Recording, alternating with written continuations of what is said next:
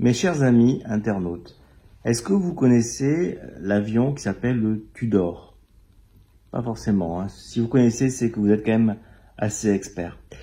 C'est un avion quadrimoteur anglais de la fin des années 40. Et je voudrais évoquer avec vous un crash qui est arrivé à cet avion. En fait, cet avion, il est assez malchanceux. Il a eu pas mal de déboires. Et je voudrais, avec vous, parler en particulier de ce qui est arrivé en mars 1950 à cet avion. Alors, quelques éléments de contexte. Le samedi 11 mars 1950, il devait y avoir un grand match de rugby. Un match entre l'équipe du Pays de Galles et l'équipe d'Irlande. Et ce match va avoir lieu à Belfast. Alors évidemment, il y a beaucoup de supporters qui désirent se rendre à ce match, de supporters gallois qui veulent aller pouvoir défendre leur équipe. Mais c'est les tout débuts de l'aviation. Alors on ne prend pas l'avion comme aujourd'hui. Et il est décidé d'affréter un vol charter. Et comme il y a beaucoup de supporters, eh bien on va affréter un Tudor. Donc un Tudor, vous voyez ce que c'est. C'est un avion quadrimoteur à aile basse, un des premiers avions pressurisés. Et cet avion, il a une caractéristique, c'est qu'il est particulièrement volumineux pour l'époque. Il peut transporter 72 passagers dans sa version normale et il est proposé d'augmenter encore cette capacité à l'occasion de ce match et de la porter à 78 passagers. Ça veut dire quoi? Ça veut dire 13 rangées de 2 fois 3 sièges. Donc l'idée, c'est d'aller à Dublin pour assister au match, d'y aller le 11 mars 1950 et d'en revenir le lendemain, dimanche 12 mars. Évidemment, les supporters sont tellement enthousiastes qu'il n'y a aucune difficulté pour trouver 78 personnes qui veulent monter dans cet avion. Mais vous le savez sans doute, un avion est conçu pour une charge donnée. Si vous rajoutez des sièges, vous rajoutez de la masse. Il faut donc voir si l'avion il peut encore pouvoir transporter cette charge-là, cette masse-là, ou s'il y a des effets. Simplement là, on est pris par le temps. Le match arrive et bien, il n'y a pas vraiment d'études qui sont menées sur qu'est-ce que ça change au niveau centrage, au niveau masse. Simplement, le capitaine de l'avion est au courant qu'il faut faire attention au centrage, qu'il faut bien surveiller le centre de gravité. Alors, c'est le voyage aller. On décolle d'où? On décolle de Landau. Landau, c'est une ville qui est à 17 miles, c'est-à-dire 30 km à l'ouest de Cardiff. Et on part de là avec un équipage qui est composé de 5 personnes. Et ma foi, les choses se passent bien. Les passagers montent à bord de l'avion. Bon, l'avion décolle. Alors, les passagers, ils viennent avec leurs bagages. Il y a quelques-uns qui ont mis leurs bagages dans la soute avant, mais c'est le voyage aller, on n'a pas beaucoup d'affaires, on part que pour 2 jours. Bon, on a surtout des bagages à main, en fait. Et, finalement, pas d'incident, et on peut se poser à Dublin. Alors, le lendemain, c'est le match. Et l'équipe du Pays de Galles bat l'équipe d'Irlande, et bravo. Ils gagnent la triple couronne et les supporters sont fous de joie et c'est super. Alors qu'est-ce qu'il fait un supporter quand il est de bonne humeur? Il fait la fête, il fait des petits achats, il découvre l'Irlande, il découvre Dublin et il revient avec des valises un peu plus chargées. Donc on est le lendemain, le dimanche 12 mars 1950 et c'est le moment du vol retour. Le capitaine Pearson demande la météo. Et on lui dit, à Landau, la météo est calme, il n'y a pas beaucoup de vent. Bon. Alors lui, ça l'embête un peu, le capitaine, vous voyez bien pourquoi. Parce que quand vous avez un avion qui est bien chargé, avec plein de passagers, avec plein de bagages, et qu'il n'y a pas beaucoup de vent pour vous freiner à l'atterrissage, vous avez intérêt à avoir une piste un peu longue. Et la piste, à Landau, elle ne mesure que 4800 pieds, c'est-à-dire 1463 mètres. Alors encore une fois, on met les bagages dans la soute avant, quelques bagages, et la plupart des passagers partent avec des bagages à main. Alors on ne connaît pas bien quel était le poids de tous ces bagages. Parce qu'il y avait bien à Dublin des installations pour peser les valises, mais elles n'ont pas été utilisées. Donc on ne connaît pas bien la masse emportée par cet avion. Enfin, le capitaine, il est un peu inquiet, même au décollage. Il s'est dit, j'ai un avion un peu lourd maintenant pour décoller. La piste 35 qu'on m'a donnée, qui fait aussi que 1463 mètres, elle va être un peu courte peut-être. Alors, il demande la piste 06, parce qu'elle est un peu plus longue de 300 pieds. Elle fait 91 mètres de plus.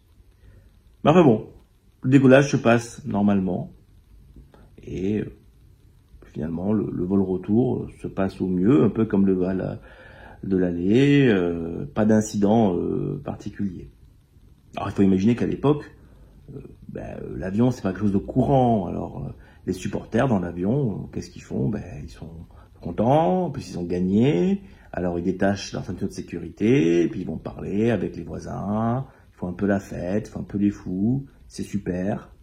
Et à 14h50, l'avion arrive à proximité de son aéroport de destination de Lando.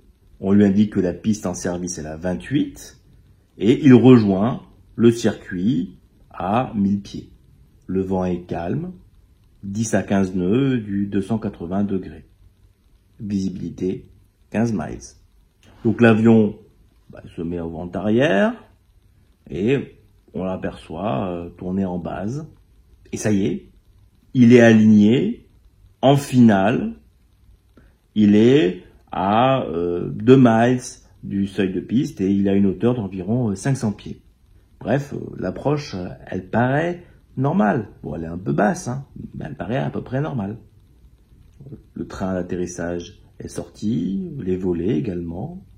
Et puis, il n'y a pas d'autre trafic. Enfin, si, il y a un autre aéronef, un Oster, mais il n'est pas juste à côté. Il fait un survol de l'aérodrome. Donc, tout devrait bien se passer et l'avion est en approche, il est en courte finale, il a une hauteur entre 100 et 150 pieds. Et là, le pilote augmente un peu la poussée des moteurs. Pourquoi? Pour avoir un meilleur plané, pour aplatir le plané et réduire son taux de descente. Et alors là, il se passe un truc. C'est qu'immédiatement, tout à coup, les moteurs rugissent et le nez de l'avion, le nez du Tudor, commence à se relever. Et sous l'impulsion de cette puissance, tout à coup, il y a un changement d'assiette important. C'est-à-dire que l'avion se met en montée de plus en plus raide. Et on le retrouve avec une assiette en cabré à 60 à 70 degrés. C'est colossal. Et l'avion qui remonte comme ça. Et puis, soudainement, on n'entend plus rien. Le bruit du moteur s'arrête. Et qu'est-ce qui se passe? L'avion qui monte comme ça, il décroche. Et c'est la cata. Le nez et l'aile tribord chutent et le Tudor, il tombe sur la droite. Il frappe le terrain à côté d'un petit village, le petit village de Singingston. Et fracas, tout n'est plus que fracas. Il tombe incliné avec un angle de 45 degrés. Il n'y a plus de nez, les ailes sont arrachées, le fuselage est immobilisé, il est complètement coupé en deux. Alors tout ça, on le sait pourquoi? Parce qu'il y a un policier qui a assisté à cet accident, qui a tout vu. Il s'appelle John Davis. Il a tout vu. Il a appelé ses supérieurs. Il a dit, oh là là, je viens d'assister à une catastrophe, envoyez-moi des secours. Et immédiatement, il a grimpé son petit vélo et il est allé voir sur le lieu du crash. Il a observé qu'il n'y avait pas de feu, pas d'incendie, mais des débris partout. Il ne semble pas y avoir de survivants. Ah mais si, tout à coup, il y a quand même 3 personnes qui sortent de la carcasse, on ne sait pas trop comment, qui sont blessées, certes, mais qui sont en vie. Le policier note que la queue de l'avion est encore intacte, mais tout le reste est déchiré, déchiqueté. Il n'y a que la partie à l'arrière de l'avion qui a survécu, qui est restée indemne. Et d'ailleurs, c'est dans cette partie-là qu'étaient les passagers survivants. En fait, pour l'anecdote, on a appris plus tard que pour avoir une meilleure vue, ils s'étaient mis à l'arrière de l'avion pour trouver un hublot et c'est finalement ce qui leur a sauvé la vie. Les autres passagers, ils sont toujours attachés à leur fauteuil, mais les fauteuils ont été arrachés, enfin c'est un amoncellement de cadavres. Moi je me dis que c'est triste parce que c'est des passagers pour qui c'était pour la plupart leur premier voyage en avion et probablement ils n'ont pas vu venir la mort en fait parce que ils se sont pas rendus compte qu'à l'atterrissage ça se passe pas comme ça un avion, ça part pas en cabré, il peut y avoir une remise de gaz mais on repart pas à 70 degrés comme ça. En fait quand je dis qu'il y a 3 survivants, ils étaient 8. Mais sur les 8, il y en a 5 qui meurent dans l'ambulance. Donc, des survivants qui survivent, ils étaient 3.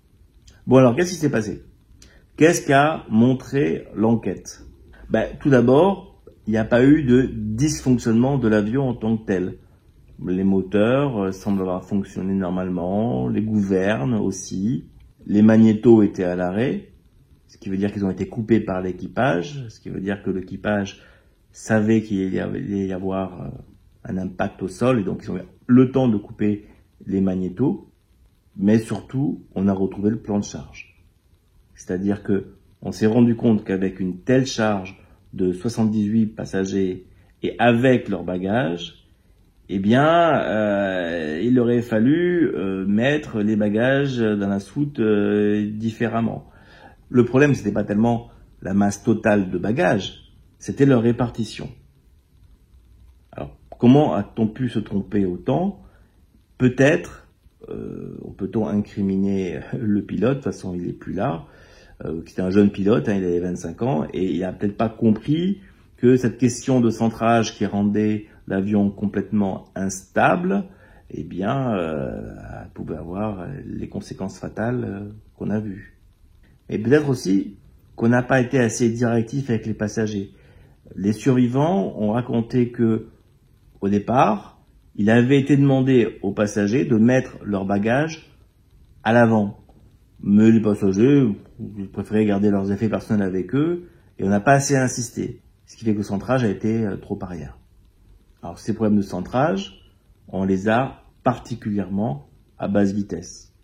Et c'est pour ça que durant toute la croisière, il n'y avait pas vraiment de souci. Mais à basse vitesse, sans grande poussée du moteur, eh bien, on pouvait avoir, lors d'une remise de gaz, ou eh bien, un problème réel de centrage qui amenait l'avion à être complètement instable. Donc c'est pas tellement l'avion en tant que tel qui avait un souci, c'est la manière dont on l'a exploité, dont on a mal géré son centrage. La compagnie charter a été formellement mise en cause.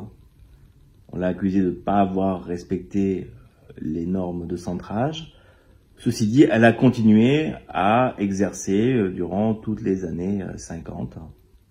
L'accident a été très médiatisé, vous imaginez bien, avec autant de supporters le lendemain d'un match gagné en plus. Les avions Tudor continueront à être exploités jusqu'en 1959. Mais si vous y connaissez un petit peu en histoire de l'aviation, vous savez qu'il y a eu d'autres accidents avec des Tudors. On a perdu les Tudors dans le triangle de Bermude. On a perdu également des Tudors, du prototype de Tudor 1 à cause d'un problème de croisement des câbles des ailerons. Et finalement, c'est un avion assez malchanceux. C'est pas qu'il était très mal conçu, le Tudor. C'est que c'est un avion qui a été assez mal exploité. Moi, j'en retiens que c'est un avion intermédiaire, un avion avant l'ère du jet, avant l'ère de la réaction, un avion qui est pas si abouti, puis en plus c'était un avion à l'époque qui consommait énormément. Voilà, j'espère que ça vous a intéressé et à bientôt pour une autre histoire de crash.